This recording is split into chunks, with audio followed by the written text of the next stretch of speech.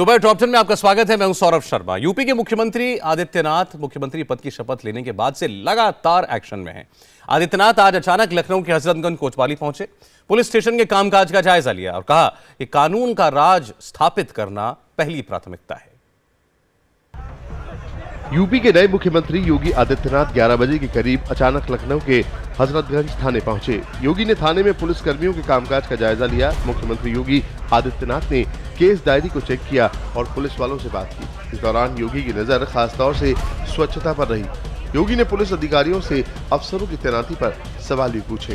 हर जिले को 60, 70, 50 गाड़ियाँ हमने ले रखी हैं। उनकी व्यवस्था जो है वो जिले की जो पुलिस की व्यवस्था है उससे भिन्न और अलग है। ठीक है जी सर, नंबर 1 सर। नहीं, क्या ये पुलिस जो एसपी एसएसपी हैं उनके अंतर्गत उनके अंतर्गत है। वो दिन में कहाँ काम करेंगी, किधर जाएंगी, ये तो वो तय करते हैं। हाँ। लेकिन उनको कहाँ भेजना है, कौन आता है, उसमें है वहाँ पे नियुक्त है, क्या करता है वो, किसके अंतर्गत किसके अंदर कहाँ से वो आया है? उसको वो जिले से ही आया, जिले से फोर्स से ही दिया गया। हाँ, जिले से फोर्स दिया गया है। जिले से फोर्स देकर के उसको ट्रेनिंग दी गई है। हाँ। ट्रेनिंग देकर के उन गाड़ियों में उनको बिठाया गया है। प्रभावी ढंग से काम कर रही कर हैं। रही हैं। लखनऊ में कितनी ऐसी है 100 नंबर की? 63 सर, उसके बाद 7 और बढ़ गए।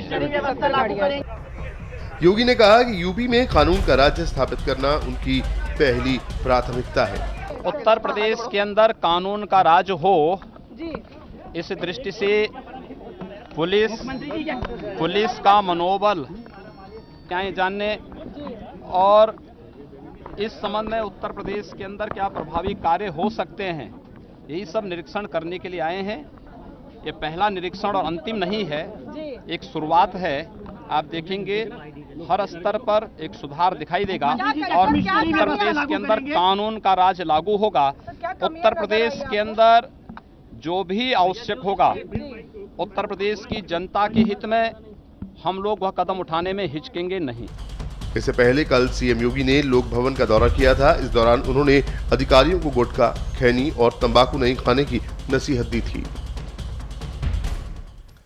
सीएम आदित्यनाथ ने न सिर्फ थाने का निरीक्षण किया बल्कि वहां मौजूद पुलिस वालों से बात भी की, उनकी समस्याएं जानी और उन्हें कुछ सलाह भी दी। यूपी के मुख्यमंत्री योगी आदित्यनाथ आज अचानक हजरतगंज कोतवाली पहुंच गए और आप देख सकते हैं कि पीछे आपको आते हुए दिखाई देंगे जो एसपी ईस्ट का ऑफिस है, वहां से वो निकल रहे हैं और उनके साथ सारे पुलिस के आला अधिकारी आपको दिखाई दे रहे हैं। यूपी के डीजीपी हैं, आईजी हैं, डीआईजी हैं, सब हैं। और इस थाने में वो आए करीब 12:30 बजे और सबसे पहले हमने उनको देखा कि वो महिला थाना जो यहाँ पे बना है वहां गए। इस समय आप देख सकते हैं कि योगी आदित्यनाथ यहाँ पे थाने के बारे में जानकारी ले रहे हैं, लोगों से बातचीत कर रहे हैं। अपनी गाड़ी के पास वो खड़े दिखाई दे रहे हैं। तो योगी आदित्यनाथ कोतवाली में आए, सबसे पहले महिला थाना गए जो हमारे पीछे आपको दिखाई देगा। महिला थाना से निकल के जो लॉकअप है महिलाओं के लिए वहां पर वो गए। फिर जो स्वागत कक्ष यहाँ कोतवाली में बना है उसको जाकर देखा और वहां कहा कि यहाँ पानी वानी पीने की सही व्यवस्था होनी चाहिए। उसके बाद जो साइबर क्राइम सेल है वहां पर वो गए और फिर उसके बाद जो एसपी ईस्ट का ऑफिस जो आखिर में दिखाई दे रहा है वहां वो गए और वहां से अब वो निकल कर आए हैं और जो वहां पे पुलिस के लोग हैं उनसे वो बातचीत कर रहे हैं, कोतवाली के बारे में जानकारी ले रहे हैं। तो एक तरह से आप कह सकते हैं कि कोतवाली में एकदम से मुख्यमंत्री के पहुंचने से यहाँ पे एक तरह का हड़कंप मच गया और लोग सकते में आ गए, क्योंकि पहली बार हुआ होगा कि ये जो हजरतगंज कोतवाली है जब से यहाँ पे शिफ्ट हुई है कोई पहला मुख्यमंत्री यहाँ पर पहुंचा होगा। तो आप अभी भी देख सकते हैं कि पुलिस अधिकारियों से घिरे हुए सीएम योगी आदित्यनाथ इस समय हजरतगंज कोतवाली में खड़े हैं, यहाँ की व्यवस्था देख रहे हैं और जिस तरह से वो आए हैं उससे ऐसा साफ लगता है कि साफ संदेश देना चाहते हैं कि लॉ एंड ऑर्डर पे कोई ढिलाई नहीं होगी। और अगर मुख्यमंत्री खुद कोतवाली में जाता है तो जाहिर है कि मैसेज नीचे तक पहुंचेगा कि क्राइम को लेकर कोई भी किसी तरह की कोताही ना की जाए और थानों में सही तरह से काम हो। कैमरामैन राजीव राय के साथ रुचि कुमार, इंडिया टीवी, लखनऊ। लोकसभा में आज यूपी के एंटी रोमियो स्क्वाड और बूचड़खानों पर कार्रवाई का मुद्दा उठा। सांसद रंजीता रंजन ने आरोप लगाया कि रोमियो स्क्वाड के नाम पर नौजवानों को बेवजह परेशान किया जा रहा है।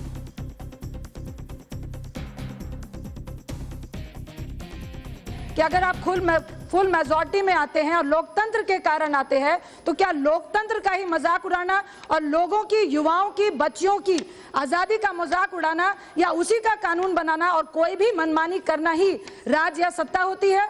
आज मैं ये नहीं कह रही कि मैं अश्लीलता के खिलाफ नहीं हूं या जो बच्चे फुहड़ता करते हैं हम लोग उनके खिलाफ नहीं है, लेकिन ये किस तरह का कानून है कि कानून की आड़ में आप किसी भी लड़का लड़की को उठा बैठक करा रहे हैं, किसी के भी कान खींच रहे हैं। कल भाई बहन जा रहे हैं, उनको भी बुरी नजर से देखा जा रहा है। क्या हमारे हिंदुस्तान में प्यार करना गलत है? क्या गर्लफ्रेंड बॉयफ्रेंड होना गलत है? अगर वो सब तरीके से बैठे हुए हैं, उनको क्या हक है कि पुलिस जाके छेड़े कि आपको पार्क में नहीं बैठना है?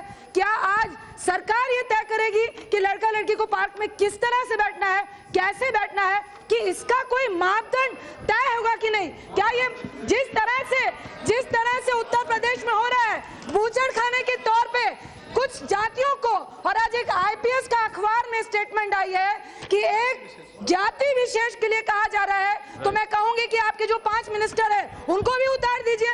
जिस तरह से यादवों, मुसलमानों और दलितों के खिलाफ उत्तर प्रदेश में नफरत फैलाई जा रही है, यह संविधान की अवहेलना है, युवाओं की अवहेलना है, हमारी आजादी की अवहेलना है, जिसको सरकार को जांच करनी चाहिए। गृहमंत्री राजनाथ सिंह ने रंजीता रंजन को जवाब दिया और कहा कि बीजेपी की सरकार जाति धर्म देखकर भेदभाव नहीं करती। अभी सरकार बने बामुश्किल 2-3 दिन हुए हैं और मैं समझता हूं आतंक छाने का कोई सवाल ही नहीं। मैं जिस भारतीय जनता पार्टी की सरकार इस समय उत्तर प्रदेश में है, मैं स्पष्ट करना चाहता हूं कि Bharatiya Janata party cast, creed अथवा रिलीजन के बेसिस पर किसी भी सूरत में किसी प्रकार का डिस्क्रिमिनेशन नहीं करती है। और आपने देखा होगा कि वहां के मुख्यमंत्री जो बने हैं, उन्होंने भी अपनी पहली प्रेस कॉन्फ्रेंस में कहा था कि मैं एक ही सिद्धांत को अपनाकर चलूंगा, सबका साथ और सबका विकास। और एक बड़ी खबर इस वक्त आ रही है, यूपी सरकार लखनऊ आगरा एक्सप्रेसवे की जांच कराएगी और पता लगाएगी कि कहीं ये एक्सप्रेसवे बनाने में ज्यादा पैसे तो नहीं लगाए गए। यूपी के डिप्टी सीएम केशव प्रसाद मौर्य ने कहा कि Lucknow Agra expressway over budget था, इसीलिए इसकी जांच कराई जाएगी। लखनऊ आगरा एक्सप्रेसवे को अखिलेश सरकार अपना ड्रीम प्रोजेक्ट के तौर पर प्रोजेक्ट करती रही थी और चुनावों में भी इसे एक मुद्दा बनाया गया था, लेकिन अब योगी सरकार इसी ड्रीम प्रोजेक्ट की जांच कराने जा रही है। विशाल प्रताप सिंह हमारे साथ फोन लाइन पर हैं इस वक्त लखनऊ से। विशाल, बताइए।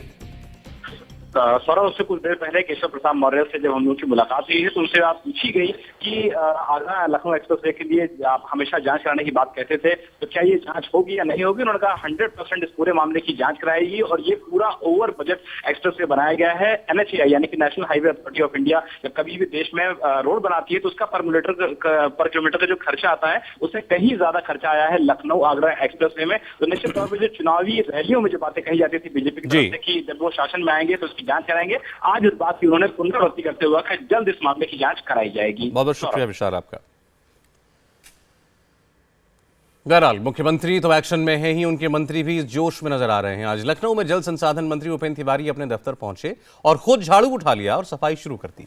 उपेंद्र तिवारी बलिया जिले की फेफना सीट से विधायक हैं और इस बार सरकार में मंत्री बने हैं। आज वो अपना कार्यभार संभालने गए थे और दफ्तर में जब पहुंचे तो गंदगी देखी, इसके बाद खुद ही झाड़ू उठाकर सफाई करने लगे। उपेंद्र तिवारी ने कहा कि जब वो खुद अनुशासन में रहेंगे तभी दूसरों को कोई नसीहत दे पाएंगे। लखनऊ में सभी मंत्रियों के दफ्तरों में साफ सफाई की कवायद तेज हो गई है। महिला विकास मंत्री रीता बहुगुणा जोशी के दफ्तर में गंदगी का अंबार दिखा। इंडिया टीवी के कैमरे में रीता बहुगुणा जोशी के दफ्तर की गंदगी कैद हो गई थी। कैमरा देखते ही वहां तैनात कर्मचारियों ने फटाफट झाड़ू पकड़ा और सफाई में जुट गए। योगी सरकार के मंत्रियों को कल विभाग बांटे गए थे। आज सभी मंत्री अपने अपने दफ्तर पहुंचे और अपने अफसरों के साथ स्वच्छता की शपथ ली। मुख्यमंत्री का कार्यभार संभालने के बाद आदित्यनाथ योगी ने अफसरों को स्वच्छता की शपथ दिलाई थी।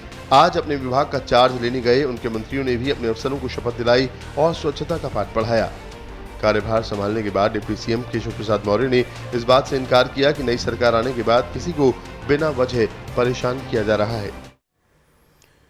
प्रधानमंत्री मोदी ने यूपी के बीजेपी सांसदों को ट्रांसफर पोस्टिंग से दूर रहने की नसीहत दी है। प्रधानमंत्री ने आज सांसदों को अपने घर पर नाश्ते पर बुलाया था। बीजेपी ने यूपी के अपने सभी सांसदों को अपने इलाके की ज्यादा से ज्यादा सीटों पर जीत दिलाने का टारगेट दिया था। अब नतीजों से खुश प्रधानमंत्री मोदी ने लोकसभा राज्यसभा सांसदों को आज अपने घर नाश्ते पर बुलाया। सांसदों से मुलाकात के दौरान प्रधानमंत्री मोदी और अमित शाह ने उन्हें कई नसीहतें भी दी। ट्रांसफर और पोस्टिंग से दूर रहें, पुलिस और अधिकारियों पर दबाव न डालें, प्रशासन को अपना काम करने दें, गलत काम करने वाले अधिकारी को नतीजा भुगतना पड़ेगा। यूपी में सुशासन मूल मंत्र रहेगा। इससे विपक्षी विधायकों को फायदा होता है तो होने दें। सांसद अपने विकास के काम में आगे बढ़े। विकास कार्यों में केंद्र और यूपी सरकार मदद देगी। नाश्ते पर बुलाकर पीएम मोदी ने अपने सांसदों का हौसला बढ़ाया ताकि 2019 के लोकसभा चुनाव में भी वो ऐसी ही मेहनत कर सकें। आज की एक और बड़ी खबर, जाट आरक्षण के मद्देनजर केंद्रीय कैबिनेट ने बड़ा फैसला लिया है। मोदी सरकार ने यह फैसला लिया कि अब पिछड़ा वर्ग की जगह एक नया आयोग बनेगा और इसके लिए संविधान में संशोधन भी सरकार करने जा रही है। श्रीनगर में आज सड़क पर साक्षर भारत मिशन के कर्मचारियों और पुलिस के बीच संघर्ष हुआ। साक्षर भारत मिशन के कर्मचारी पक्की नौकरी की मांग कर रहे थे और इस दौरान पुलिस ने इन प्रदर्शनकारियों को खदेड़ने के लिए लाठियां चलाईं और आंसू गैस के गोले तक दागने पड़े।